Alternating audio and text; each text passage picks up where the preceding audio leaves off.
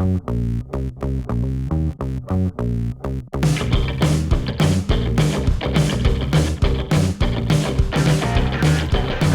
and welcome to the Anything Scout Finds series. My name is Sean and today we are going to walk around a 1967 Scout 800. I believe in the series this is our first Scout 800, so there's different things to look for, different places they rust, different mechanical issues. But before we start, I want to remind you to always consider when you're looking for a Scout, and we've talked about this before, but what do you want to do with it? Are you looking to drive it kind of as is and have like a patina machine, or are you looking to have a basis for restoration or a basis for a drivability conversion? So just determine that first. This one for us is a field find. So we found it out in Colorado on an acreage, and we are going to get it running and driving as is. So that's pretty exciting.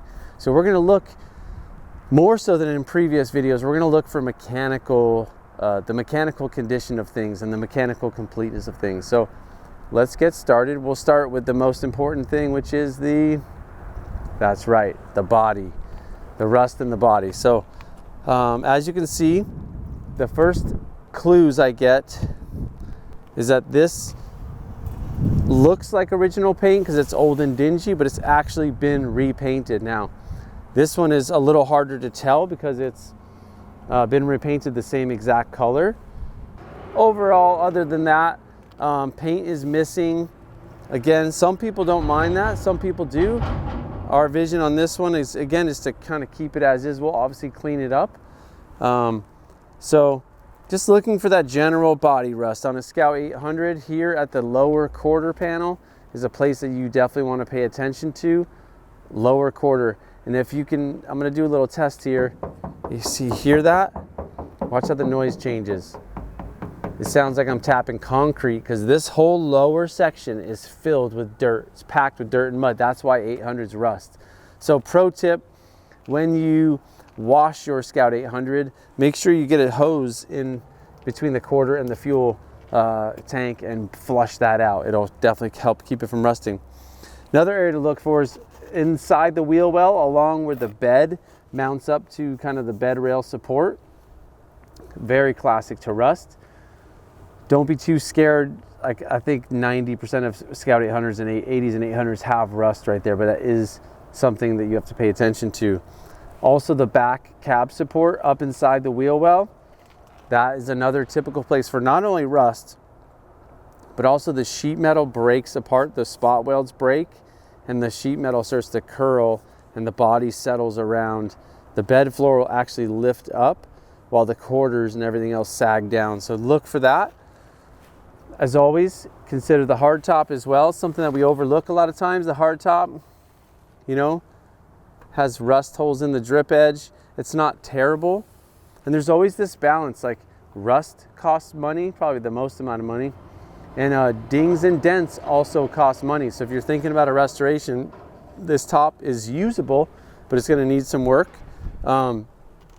So yeah, let's cruise around the other side. It's got the classic plywood window. This truck has been sitting, from what the seller told me, this truck has been sitting for about 15 to 18 years. But he did say that he went out every now and then and turned the motor over by hand to make sure it wasn't seized up. So we'll check that in a second. Again, still focusing on the body. As you can see, this cracking right here on the fender, that is from Bondo. Anytime you see cracking with a little bit of thickness means there's body filler there. Doesn't necessarily mean that there's rust, because I can reach my hand up here and I can feel it, that it's not rusty, it's just from an accident. So this thing at some point got hit right here in this front grille and front fender. Is it a deal breaker? No, but you just want to be aware of stuff like that. So if this thing was like, oh, original paint, no Bondo, well, that's not true. It doesn't have original paint and it does have Bondo.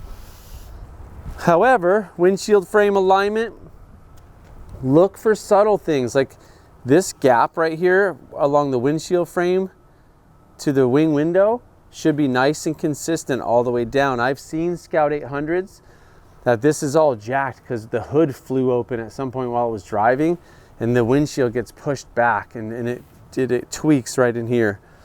So again, this door, really nice condition.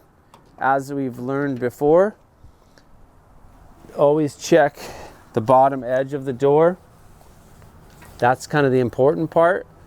While you're in here, check the rocker. You can even pull back the seal and go, wow, this is actually in pretty nice condition. There's some waviness to this, which tells me they probably hammered on this lip to adjust the door gap. Sometimes on 800s, there's really not a lot of door hinge adjustment.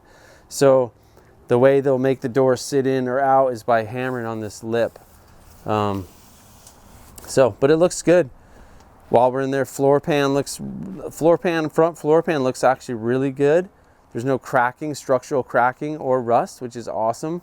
Driver floor pan is pretty similar, so I give this really good marks for floor pans. And as you can see inside, it's very dirty, but that doesn't bother me. Again, this quarter looks great. We have some bubbling. When you see bubbling on the quarter, that means it's actually coming from the inside out, and same thing, you hear that? So this is filled with dirt. So what I'm gonna wanna do is right away get that flushed out and then treat it on the back with a product like Rust Bullet or Pour 15 or something like that. Quarter's straight. We're gonna look inside the wheel well. A couple other little things. Check and see if it's a Dana 44. Some 67s I've seen have like a Dana 30 or a Dana 30 rear, or even a 27 I think it is. This is a 44. This is called a flanged axle. When you see this dust cap on the rear wheel, that is a flanged axle. It means it's a 10 spline. It's not super great. So if you're gonna do a modern LS conversion on a truck like this, unlike a Scout 2, this rear differential won't hold up very well. So that's something to think about. Possible replacement is just more money. Front differential will be a Dana 27 on this year, which I think is fine. Put a disc brake conversion kit. Moving around back, as you can see on the tailgate here, there's some more rust bubbles, some rusting on the rear floor. So that's all things to think about and check out. So that's kind of my body assessment. I give this one, yeah, it's nice enough to drive as is. And it's also, this is a good candidate. I would restore this truck. But it's gonna need a bit of work, which they all do, but. Okay, let's move on the inside. A couple things I like about the interior. It is all here, all present. These are the correct seats. They're not like 1978 Dodge conversion van seats, which I don't like when they put seats like that. The seat bases are good in factory. Floor pans are good. The dash is not hacked up. They did put a radio in here, and they did cut this a little bit, so that's going to be something to think about. But the speaker grill is not messed up. The factory gauges are there. The factory steering wheel is still there. That's all good stuff. Even the sun visors are kind of still there. They're 2/3 there. But you could recover these. And I love these early model Scout 800 seats. They're great to recover. They look great. Has a back seat. That's a probably, $300 value to have an original back seat. So that's cool. I don't have to find one. Inside, that hard top is pretty roached. Again, it's going to need some cleanup, even just to drive it as is. 67 should have twin stick transfer case. And there's, of course, the shifts are all Scout 800s pre-69R manual transmission. Let's kind of come under the hood. It's got this hood emblem. That's a good thing to have. What I love about under this hood on this truck is everything is there. It's not been messed with at all. Still has the oil bath air cleaner, so that means there's actually like oil inside this. There's no air filter. The oil is the air filter. Heater box is intact. Looks like it's got a newer carburetor, so someone was messing with it at some point.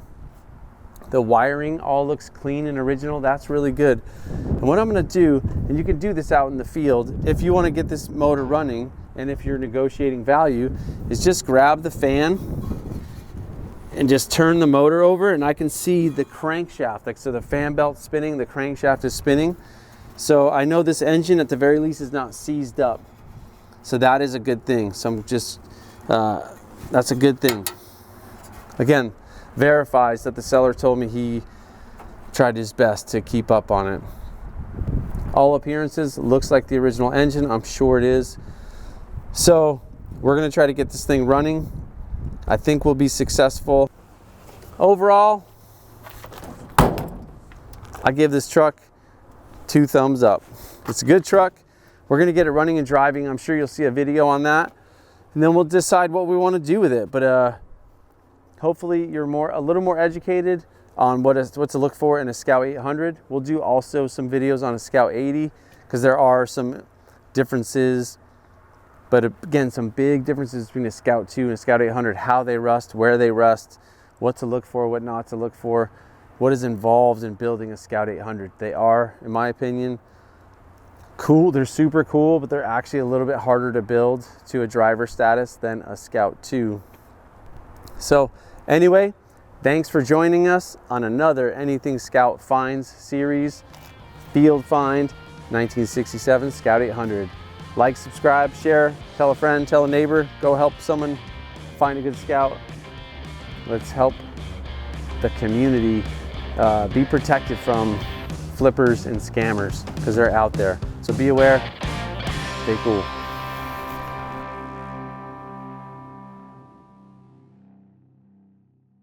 Okay, after hours find series.